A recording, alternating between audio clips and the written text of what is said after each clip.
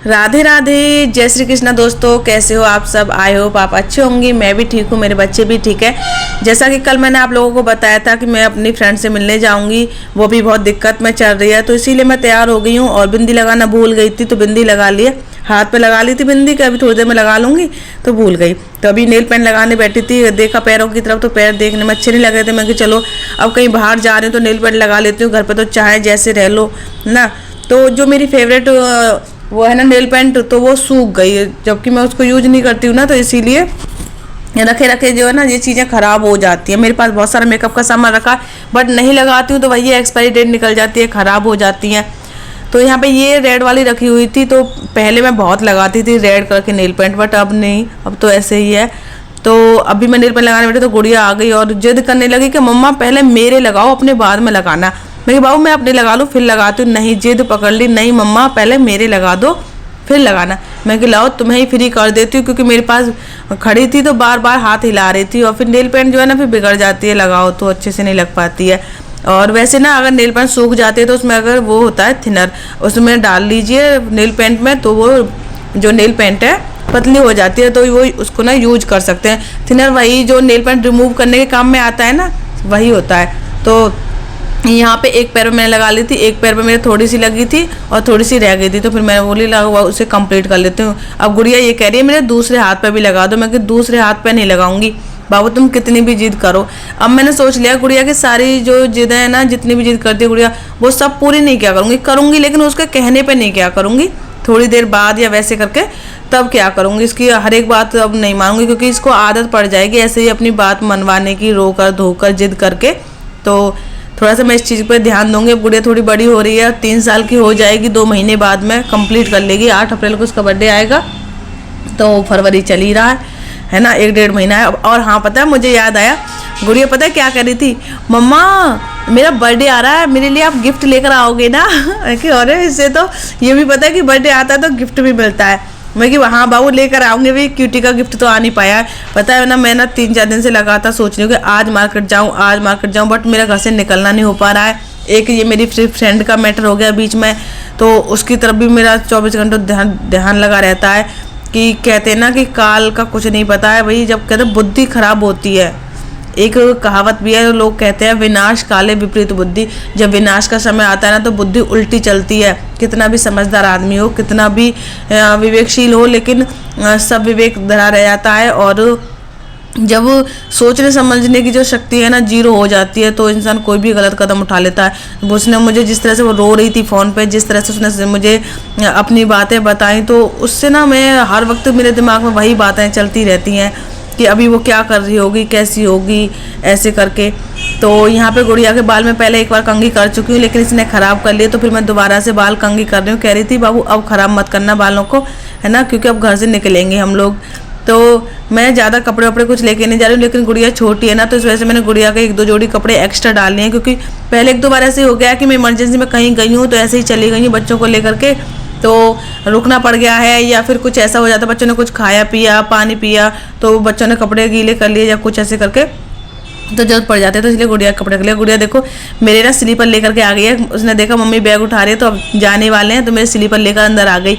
मैं कि बाबू स्लीपर अंदर लेकर नहीं आते हैं, जाओ बाहर रख कर आओ। तो फिर गुड़िया ने बाहर रख दिया स्लीपर। ये मैं ज़्यादा कपड़े ले रही हूँ, अपना एक दुपट्टा है, और ये मतलब एक कुर्ता मैंने अपना भी रख लिया है, और ये टॉवल है। भाई मैं सच बताऊँ, मैं कहीं भी जाती हूँ मैं किसी की टॉवल यूज नहीं करती हूँ। ये नहीं कि भाई ये मेरा कोई अलग ही कोई चीज़ है, बट पता नहीं कि मेरे अंदर से ना इच्छा नहीं होती किसी की टॉवल यूज करने की, इसलिए मैंने अपनी टॉवल रख ली है और गुड़िया के कपड़े रख लिए हैं। तो मैं ये सोच रही हूँ कि ये बैग तो इतना बड़ा है, इसमें सामान कुछ भी नहीं है, मुझे ले जाने में बड़ा अजीब लग रहा है कि, और छोटा बैग मेरे पास है नहीं कि मैं छोटा बैग कोई ले जाऊँ, उसमें एक जोड़ी कपड़े रख के ले जाऊँ। अब तो मैं यही सोची मैं क्या लेके जाऊँ। गुड़िया अपनी कह रही मम्मी चलो।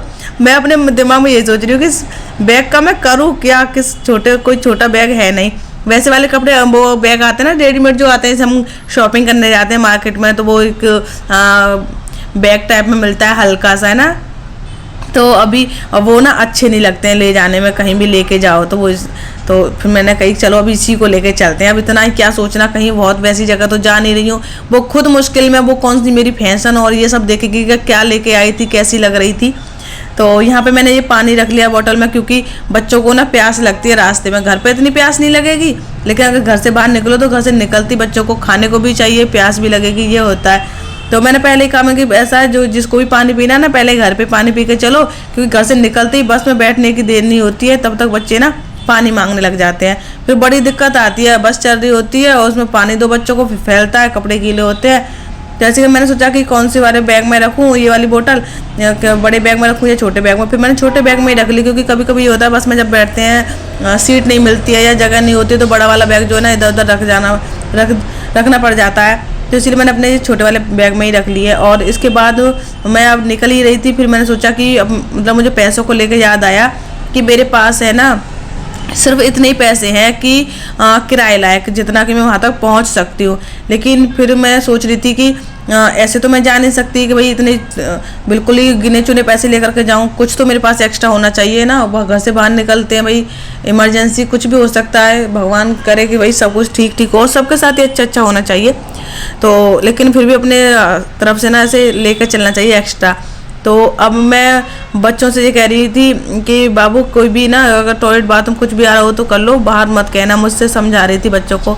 और असमंजस में हूँ, दूसरी बातें दिमाग में चल रही हैं। अभी पता है क्या चल रहा है, अभी मैं सोच रही थी कि घर से निकलूँ बच्चों को लेके, तब ना बाहर से मैं कैश ले लूँगी, ठीक है। लेकिन फिर मैंने सोचा कि नहीं, मैं खुद अकेले ही जाती हूँ, बच्चों को लेके जाऊँगी बहुत टाइम लगेगा। तो मैं खुद अकेले ही गई और कैश लेकर के आई। और कैश मैंने कहाँ से लिया मैं आपको बताती हूँ। यहाँ से मैं किराने की दुकान है ना, जहाँ से मैं सामान लेती हूँ किचन का, तो वो भैया है ना, उनको मैं फ़ोन पे कर देती हूँ जितना मुझे कैश चाहिए होता है, और वो भैया मुझे कैश दे देते हैं। इसीलिए मैं उन भैया की दुकान से सामान लाती हूँ, जो कि भैया वो बहुत टाइम लगाते हैं सामान देने में। एक सामान लेने जाओ ना तो खड़े रहो, 10-15 मिनट में देंगे 2 सामान निकाल करके। लेकिन फिर भी बस वहीं जाती हूँ, कहते हैं ना कुछ नेचर भी होता है लोगों का, तो वो भैया ठीक है। तो इसी वजह से तो मुझे फिर बैंक नहीं जाना पड़ता, वरना देखो बैंक जाती तो कितनी दिक्कत आ जाती मुझे। फिर मैंने सोचा कि स्वेटर डाल लेती हूँ, अभी तो गर्मी नहीं थी घर से निकलते समय, लेकिन फिर बाद में मतलब जाते समय ठंडा मौसम हो जाए या बस में हवा लगे या लौटते समय मैं लेट हो जाऊँ, तो इसी वजह से फिर मैंने स्वेटर डाल ही लिया। मैंने कि चलो डाल के ही चलते हैं स्वेटर, और ना अपनी सेफ्टी खुद ही रखनी चाहिए। बाद में फिर सोचते रहो कि बीमार हो जाओ या कुछ हो जाओ, फिर कोई देखने वाला नहीं होता है। और मैं आपको बताऊं कि जब मैं वहाँ पे गई थी और ये सारी चीज़ें जो भी हुई थी, मैं सारी चीज़ें आप लोगों के साथ शेयर करूँगी।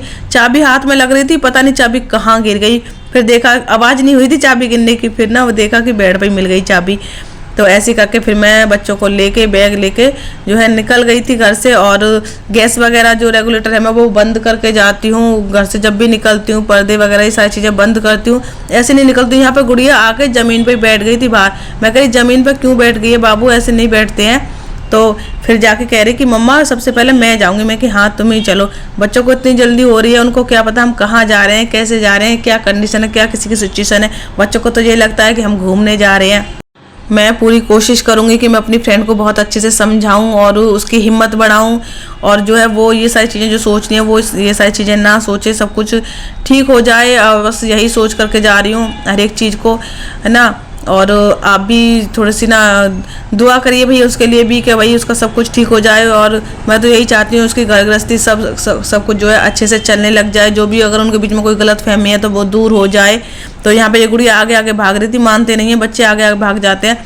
तो यहाँ पे मैं आ गई हूँ रोड पे, यहाँ पे और बस का इंतजार कर रही हूँ कि बस आए तो मैं फिर जाऊँ। गुड़िया को यहाँ बस पे उस पर चेयर पे मैंने बिठा दिया है। यहाँ पे ये चेयर हमेशा पड़ी रहती है, यहाँ पे बराबर में टायर पंचर जो होते हैं ना, पंचर वंचर जो जोड़ते हैं, उनकी भैया की दुकान है, तो ये उस वजह से ये पड़ी रहती है, एक बेंच और एक कुर्सी। तो यहीं पे ज़्यादातर मैं आके खड़ी होती हूँ बस देखने के लिए, क्योंकि बस स्टैंड जाऊंगी तो बस स्टैंड मुझे उल्टा जाना पड़ेगा और फिर वहाँ से फिर लौट के बस इसी रास्ते पे आएगी, तो इसीलिए मैं यहीं पे खड़ी हो जाती हूँ कि यहीं से बस ले लूँगी। तो बस मिलने में थोड़ा सा टाइम लगा था, जल्दी नहीं मिल गई थी हाँ, लेकिन ऐसे ही 10-15 मिनट बाद मुझे बस मिल गई थी, फिर मैं जो है निकल गई।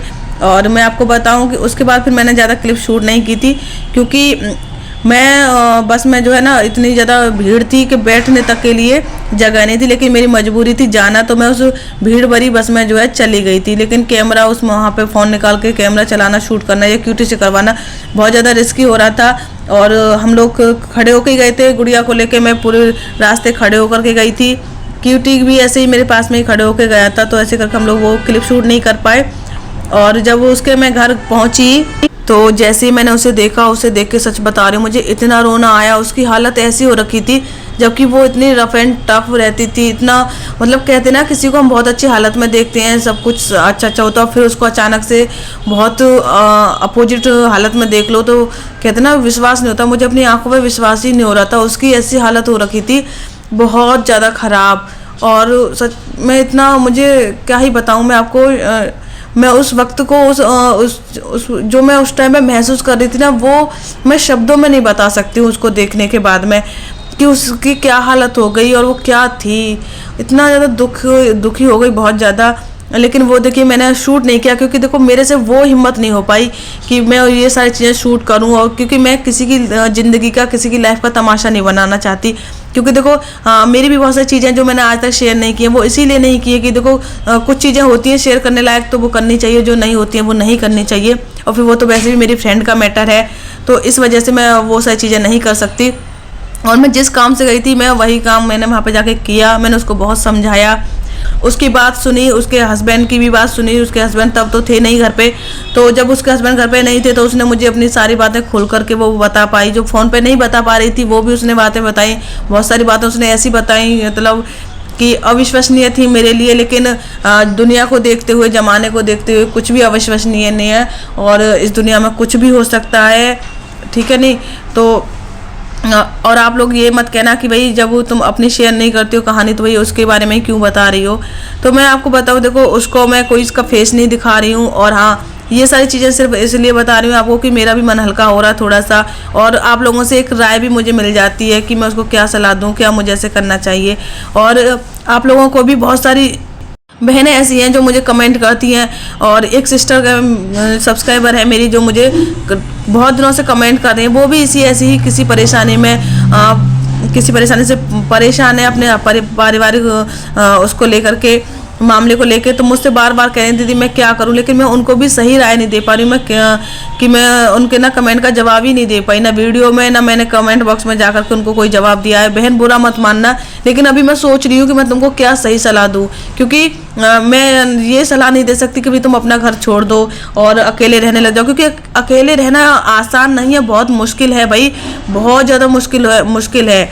तो इसीलिए मैं ये सलाह नहीं दे सकती अभी। तो थोड़ा सा मुझे बहन समय दो सोचने के लिए, और मैं आपको सही सलाह दूंगी, जो भी दूंगी गलत नहीं दूंगी। लेकिन आप अभी कोई भी जल्दबाजी में कैसा भी किसी भी प्रकार का डिसीजन ना लें, घर बिल्कुल भी ना छोड़ें भाई। घर देखो एक बार छूट जाता है ना फिर, और घर के बाहर जो सारी चीज़ें होती हैं उनको मैनेज करना, उनको झेलना बहुत बड़ी बात होती है। अभी जितनी आपके अंदर सहन शक्ति है, जितना आप कर सकती हो, उससे ज़्यादा आपको डबल स्ट्रांग होना पड़ेगा घर से बाहर निकलने के लिए। तो इसीलिए अभी ऐसा कोई डिसीजन ना लें। और जो भी मेरी फ्रेंड से सारी चीज़ें हुई थी, बातें हुई थी, मैंने उसको बहुत समझाया।